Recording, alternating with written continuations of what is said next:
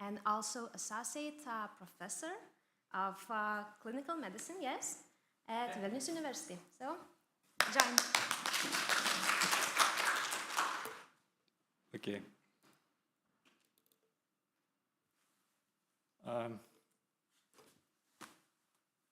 I will put on my glasses, sorry.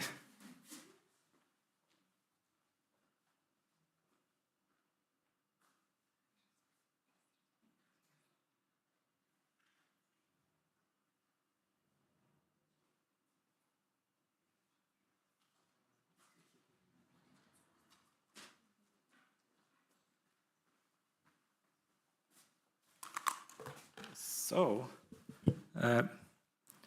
first of all, I want to say thank you for the organizers. Honestly, I've never been a keynote speaker, so it's a great honor for me. And you know, I have, as a colleague told, I'm one of medical oncologist, and I have some activities at Vilnius University, and you know, I have two daughters, which is more or less at the same age, and you know, I know definitely that they speak English much better than I, but anyway, I will try to do my best. So, kol tą mikrofoną kažkaip galima paimti, ar čia, kad girdė, galiu kažkaip, can I take a microphone? Would be a little bit. Mane?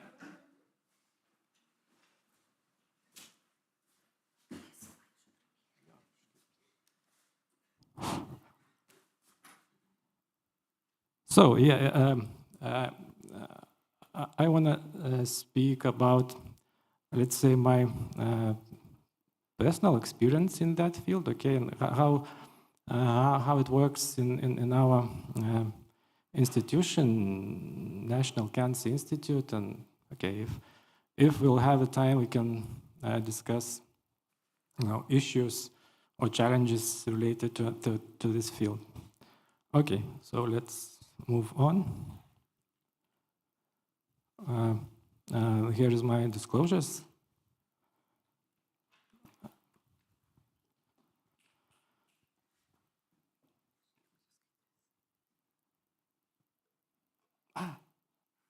Oh, sorry. Sorry. Yeah. Gerai. Kur čia ta pelė? Matau. Kur? Matot pelę? Net su akiniais nematau.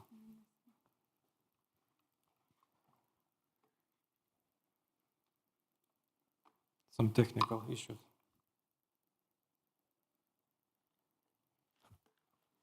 Bet ir be akinių nesimato, ne?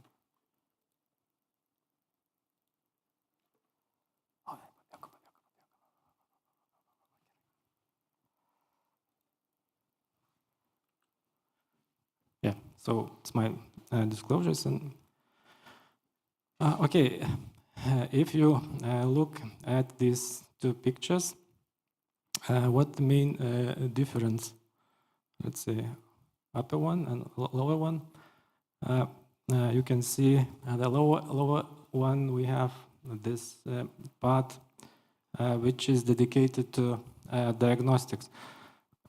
So basically, if we talk about personalized medicine, or I will talk more about oncology, precision oncology, okay? So what we need to have quite good diagnostics, okay?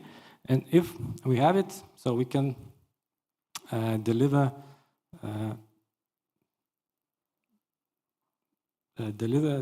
treatment to the right patients, to treat the cancer in the right way, with the right dose and at the right time, okay? So,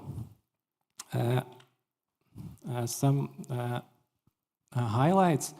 So again, in the upper part, you can see how targeted therapy, which now we are using in the treatment of oncological patients evolved during the time.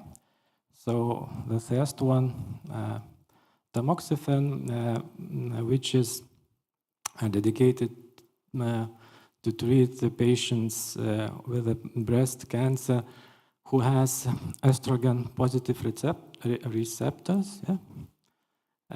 It was introduced in 1971. It was like a beginning of all these, targeted therapies, and now we have, I don't know by heart, but maybe 30, 40, or maybe more targeted therapies which are used in a cancer treatment. And here in the lower part,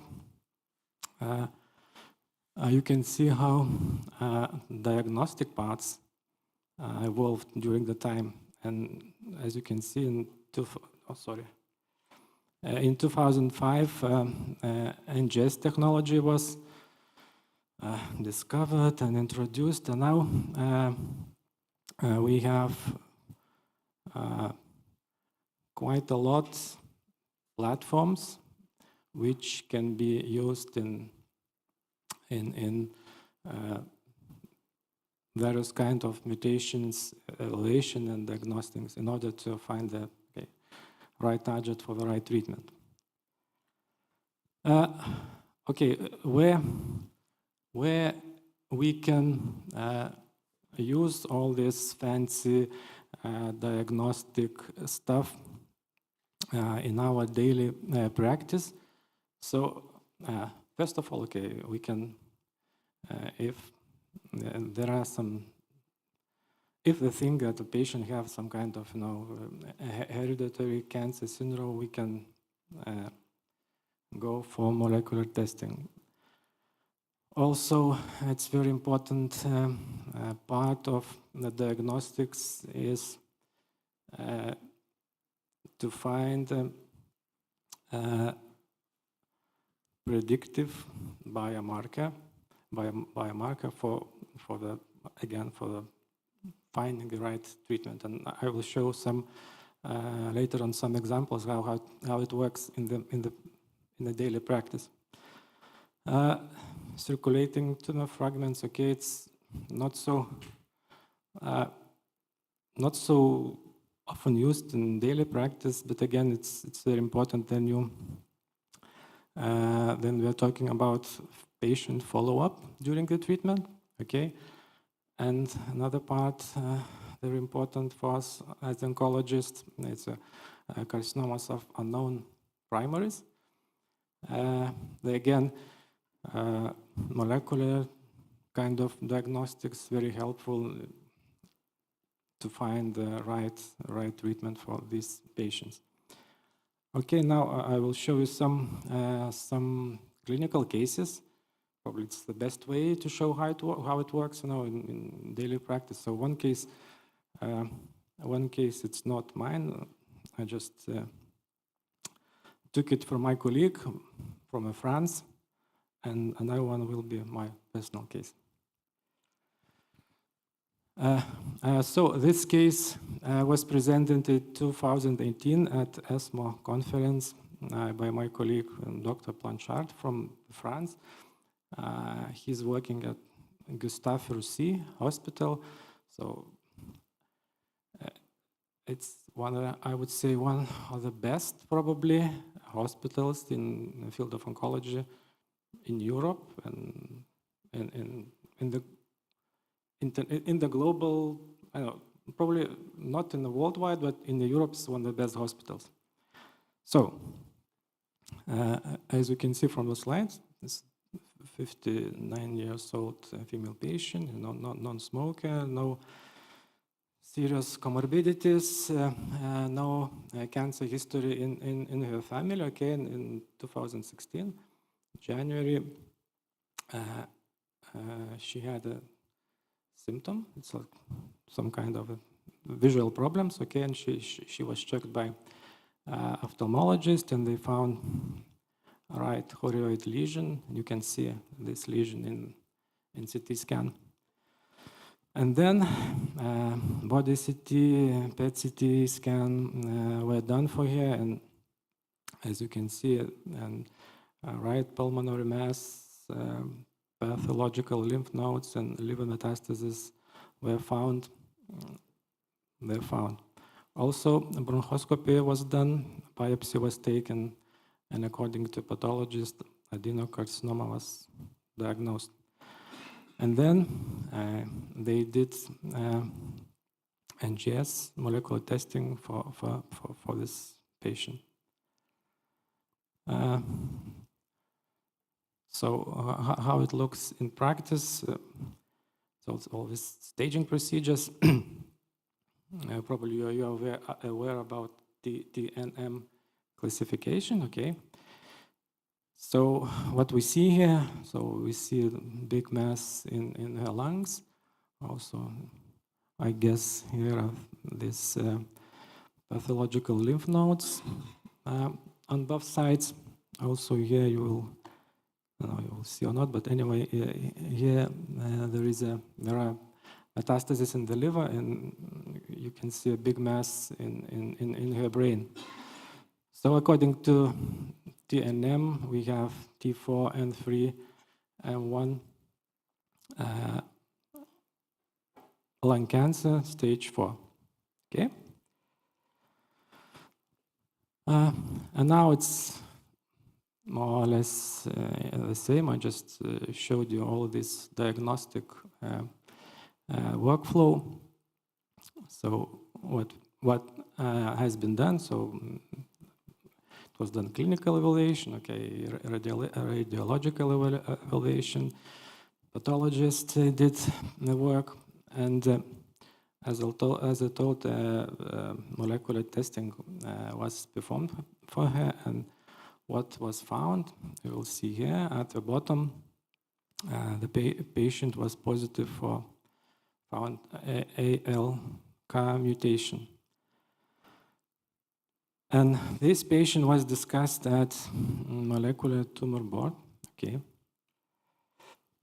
And now just to have some impression how it looks lung cancer in terms of the molecular profiling. So you can see a lot of here on the right, I guess, or on the left, a lot of mutations which can drive the cancer, lung cancer. Okay, move on. And also on the, so you will be on the left, on my right side. You can see again the same mutations and the so-called targeted therapies, which can, okay, how to say, switch off the mutation, and then the patient, has at least for certain time positive results from the treatment. So, and yeah, and how it looks, at least in France, with this molecular tumor board, who is taking part in this. So as you can see, quite a big team. So of course, oncologist,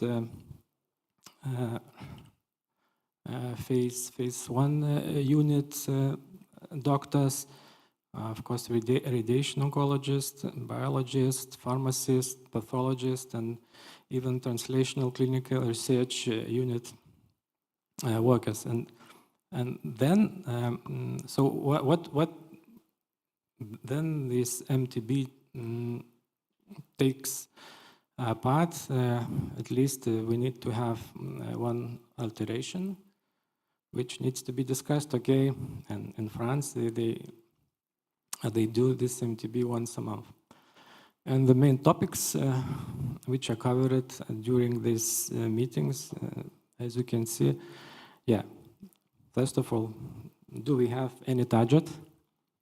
Second thing, is there some kind of dedicated therapy to this target? And if yes, how to provide the treatment for these patients?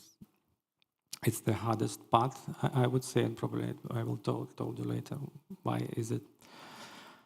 Okay. And then the diagnosis was ALK positive NCC lung cancer, stage 4, and you can see from the slide the crizotinib was prescribed for this patient. So it's one of the targeted therapies dedicated to the patients who has this ILK mutation. Okay. And after a couple of months, again, you can see that patient had clinical benefit, the symptoms decreased. Also, CT scan, body CT scan, and MRI of brain was done. And you can see from the photos that metastasis in the brain almost disappeared, and more or less the same we can see in the lungs. Not in the lungs, but in the liver. So how it works in our institution, in National Cancer Institute. So basically, if we know what we're looking for, there's a song from YouTube, you know. So basically, we discuss these cases not at a molecular tumor boards, but other kind of how to say team. So it will be like a multidisciplinary team, so-called MDT. So more or less the same your oncologist has in Kaunas University. And the team is smaller, okay, usually surgeons, oncologists, radiologists, radiation oncologists take part in it. And yeah, it's very, very important, okay, to have all this radiological evaluation, pathological evaluation, of course, molecular testing, and then we decide how to go further in terms of the treatment.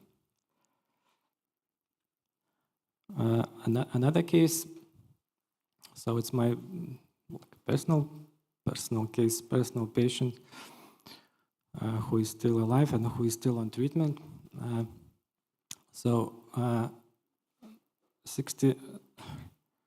61 years old, male, also the good performance status.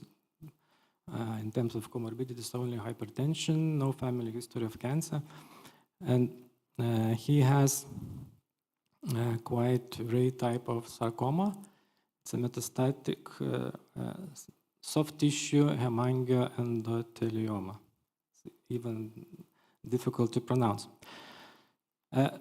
So in 2004, the patient underwent surgery due to this sarcoma in the neck region, and after four years he relapsed, the local progression, and he was treated with radiotherapy.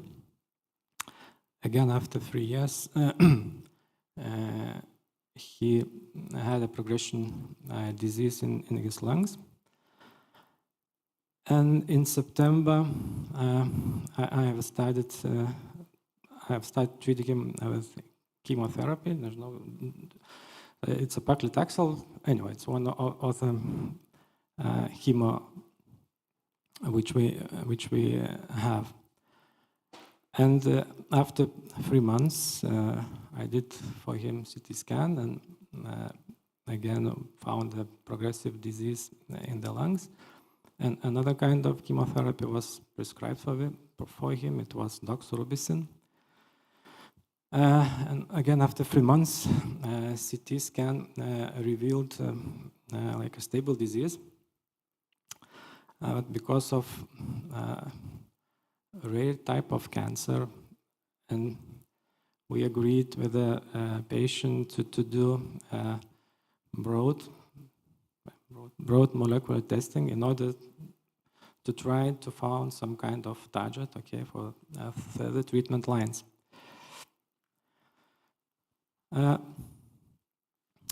And if you look at this slide, because as I told you, this sarcoma is very rare, so meaning that we do not have any phase 3 trials. Without phase 3 trials, to have approved an efficacious treatment, it's quite hard. And even if you look at the slide again, so here only you can find retrospective or phase 2 trials, the small amount of the patients, and let's take a pazopanib, which is one of the targeted therapies too. So in one trial we have overall response rate 20%. So it's in oncology, it's not so bad. But if you look at another trial with the same medicine, again pazopanib, overall response rate is only 0. So data, I would say, very inconsistent. That's why we decide to go for this broad molecular testing. And I want to show you how it looks, the report of this test, which was performed for this patient. So basically, what we have here, okay, it's data about specimen type, site, collection, data, and so on. But the main part for us in this, I know how it's not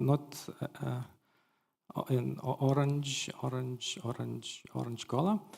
So like 2 parts. We have biomarker findings, microsatellite status, and TMB, or tumor mutational burden. So microsatellites are stable, and tumor mutation burden is also low. So meaning that immunotherapy could not work for him. And another finding here, you see the patient has BRCA1 mutation. And in terms of the BRCA1 mutation, what we can see again, there are a set of medications which can be used, but not in this indication. Right. And now, as I told you, we have quite a lot medications dedicated to some kind of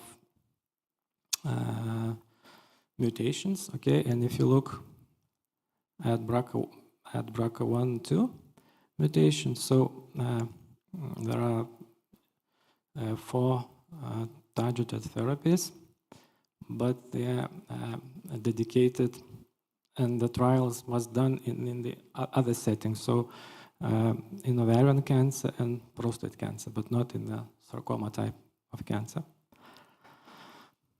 And I haven't told you, we have a possibility with the colleagues from the Roche to have some kind of international tumor molecular boards. So if we have a case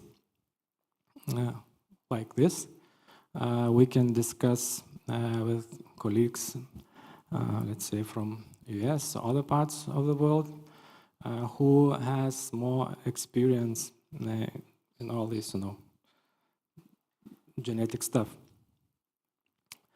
So this case was discussed with the colleagues from US, and the main question was whether I can give to this patient certain drugs which I show you in this quite rare sarcoma type. And just to remind you that, okay, molecular tumor board, tumor board is quite different from simple board. We have more participants in this board, apart from the clinicians, usually, genetics,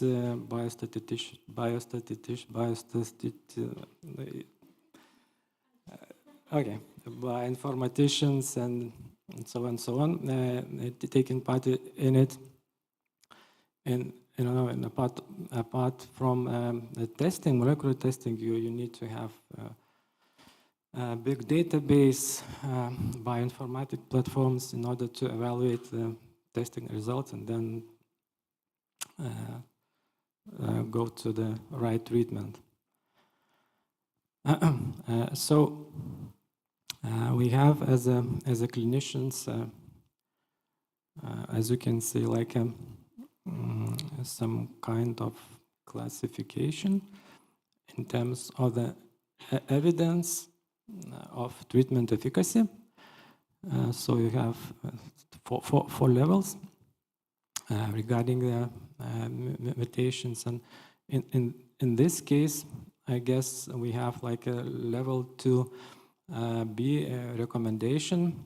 It means that standard care biomarker predictive of response to the approved drug, but in another indication, okay, but not in this particular case.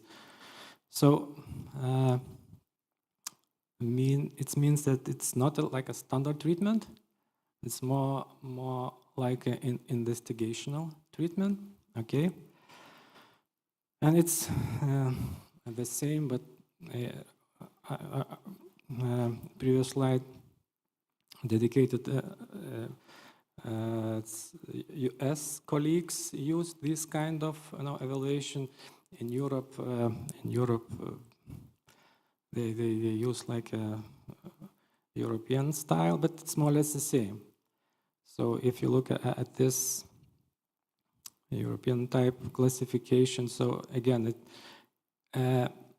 level of actionability or efficacy would be hypothetical because we do not have any trials related to the use of certain medication in certain in sarcomas, okay? And what are recommendations that I think it's quite clever and should be this kind of recommendation that all this stuff you need to discuss with the patients because we don't know.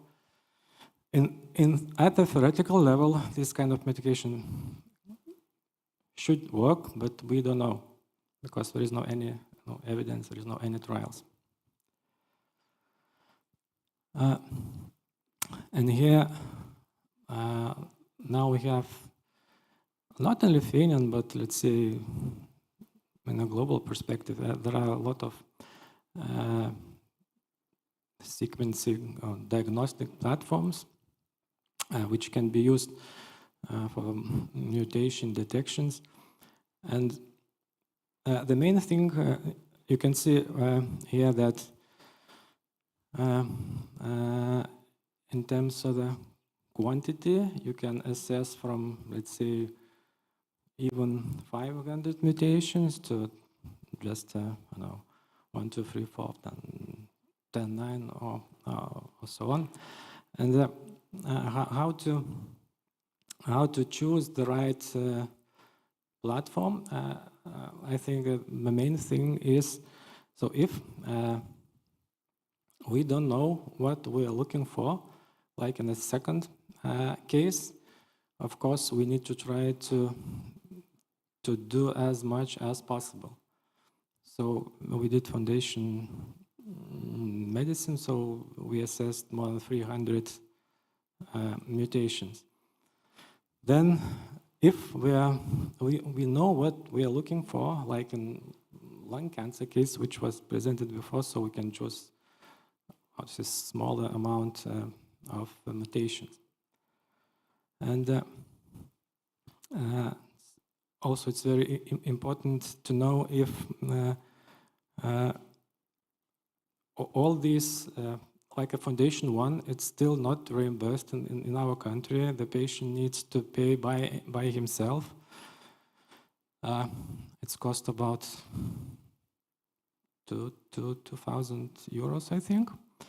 So you need to, first of all, to discuss with the patient and to have the right patient, because it's not so cheap.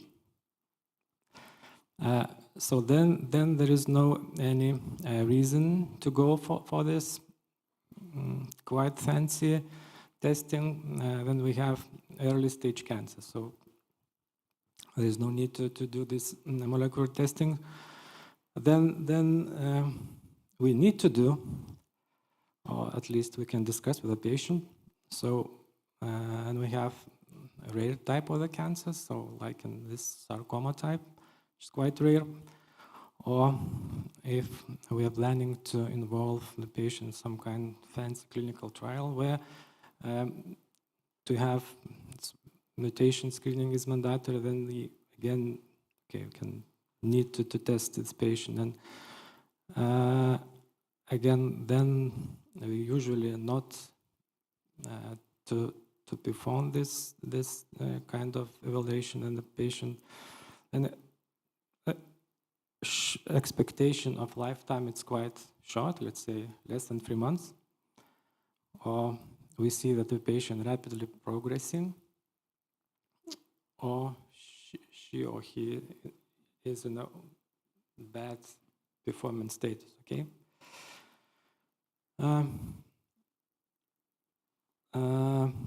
Here's some other indications. Then the broad molecular testing could be useful for the patient. So as I told you before, it's a cancer of known primary. Again, all these possible hereditary syndromes, all rare type of cancers also. And if we have, let's say, quite young patient with a good performance status and all the treatment, and he or she, patient is resistant to any kind of treatment. So that's indication to do NGS or whatever. Yeah, and we discussed my patients in this international board, and we all agreed that probably the patient will have a benefit, but again, problem not in Lithuania, but in many countries, see that all these off-label treatments, they are not reimbursed. So it doesn't matter, Lithuania or France, Germany, or even USA. You need to find some patient needs to pay by himself, or need to find some kind of sponsors who will pay for this treatment. So it's I would say it's a main problem which exists in many countries, in Lithuania also. Yeah, and here what you see, it's like a workflow, okay? It's the same I've been told you. So as a patient, we have a patient. We need to, especially if there's some unclear how to treat him. We need to do for him molecular profiling. Okay, bioinformaticians needs to evaluate all these data. Then we do clinical interpretation, validation, and discuss all this stuff in the molecular tumor board, preferably, and then provide some kind of clinical decision. So in our institution, we have molecular tumor board also. So we have this kind of board for the 2 years, but honestly, we have only one discussion so far. And the main thing, I think, that all the doctors, they're not used to for all this fancy genetic stuff. They even don't know. Other thing is, if you want to do, again, broad evaluation, you need to pay by himself or herself, okay? It's not so, it's quite expensive. And the biggest problem, final one, if you find the right target, again, and let's say we have a medication for this target, again, the patient needs to pay by himself, herself for the treatment. And treatment, it's quite costly in terms of the all this oncological. One of the fanciest part in the medicine, I think, in terms of the costs. It costs big money to, especially all these medications. The costs of medication are quite high, and that's why we need to have like a good reimbursement system, or you need to be quite rich, or you need to have some sponsors in order to get right treatment, especially in these cases where the treatment is not reimbursed. Yeah. Okay, and this probably one of the last slides. How to select suitable treatment if we have some molecular aberrations, mutations. So yeah, what we need to have and what we need to do. Definitely we will need to have all these teams in which we can discuss all these issues as a molecular tumor boards or whatever they are called. It's very good to have a big portfolio of early clinical trials.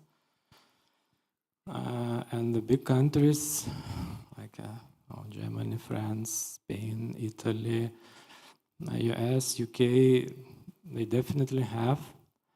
But again, we are a very small country, and it's a pity, but with the trial is big issue. Especially, I know how in other fields, but in oncology, okay, we have, but not so many as in other countries. And okay, and this treatment should be evidence-based as much as possible.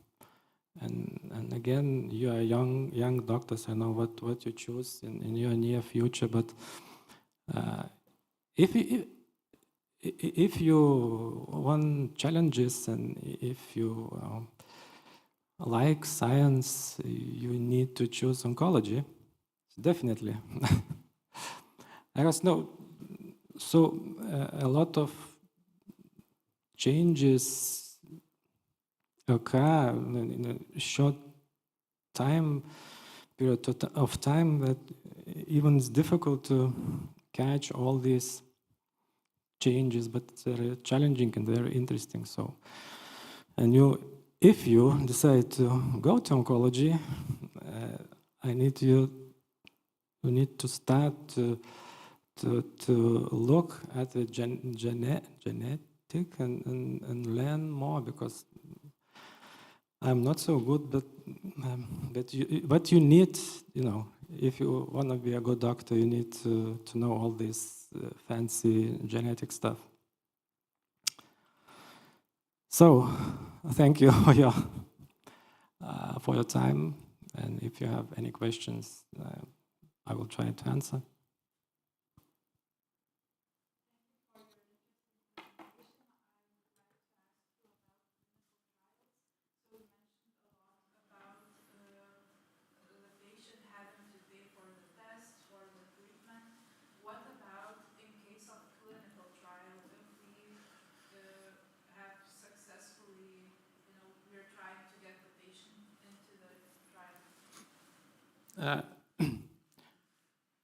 So it depends.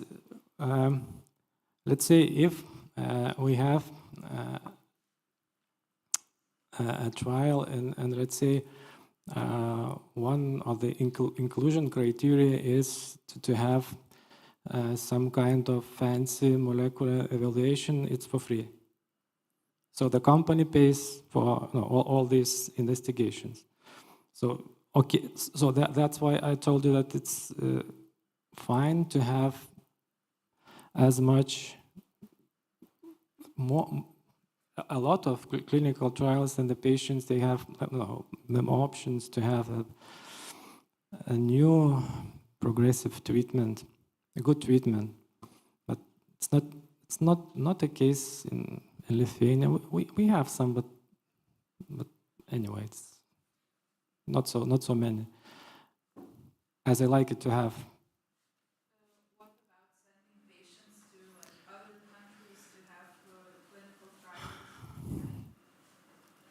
If you have like a colleague in some kind of fancy hospital, I don't know, UK, Switzerland, whatever, Germany or somewhere, it's possible. But you know, there are some issues. First of all, one of the requirements for the patients from abroad, you need to know local language, because you need to cite a consent for participation, okay, in clinical trials. And let's say if I've found for my patient, let's say, place in Germany, but my patient not to speak no German language, so it's impossible to send him out. And another issue is with the health reimbursement, not reimbursement, but insurance, yeah, because again, all Lithuanians have Lithuanian kind of insurance, but if you'll go to Germany, there are some insurance issues. So language and insurance, the main problems, I would say. Maybe it would be easier to use some kind of specimens, like live tissue, for example, to examine in vitro.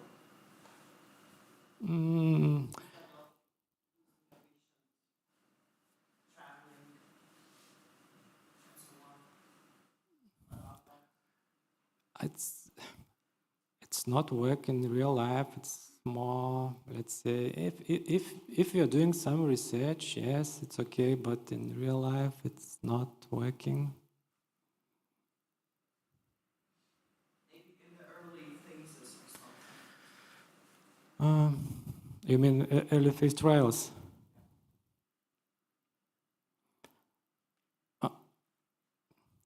No, I think it's impossible. Anyway, you need to have the patient on site, and usually how it works, you need to have a patient okay inside and do all this investigation and so on at this hospital, at this phase 1 or whatever unit. No. In practice, it's not working.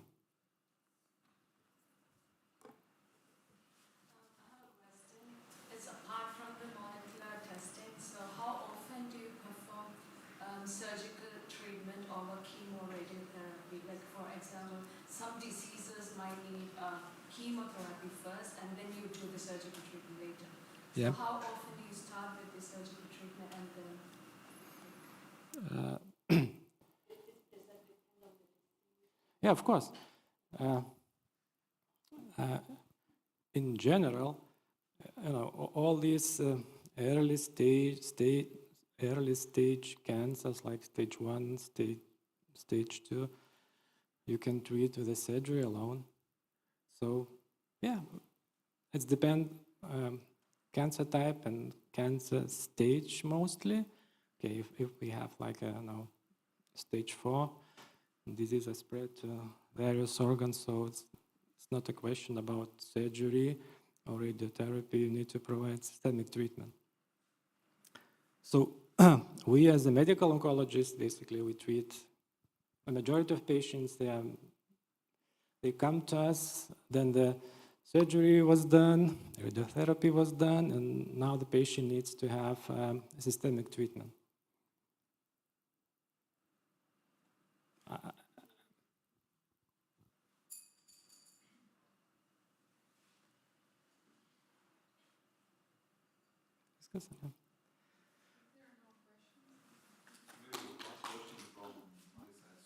Besides the price of the precision medicine, so what other issues do you see in Lithuania in order to implement this personalized medicine? So besides the price and the cost, so in your opinion? Doctor mindset. But I see a lot of young doctors, and I think you will start your activities, so your mindset will be, more, how to say, good, can find the right, more progressive. No, it's okay. So it will be much better. Yeah, it's a problem, as I told you. All the doctors say they do not accept all this. It's too hard for even for me. It's not so not so easy. Okay, I'm not so young, but anyway, but there are older doctors, and for them it's quite difficult to accept all these new things.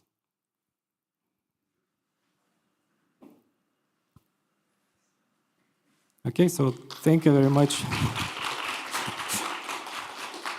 See you next year.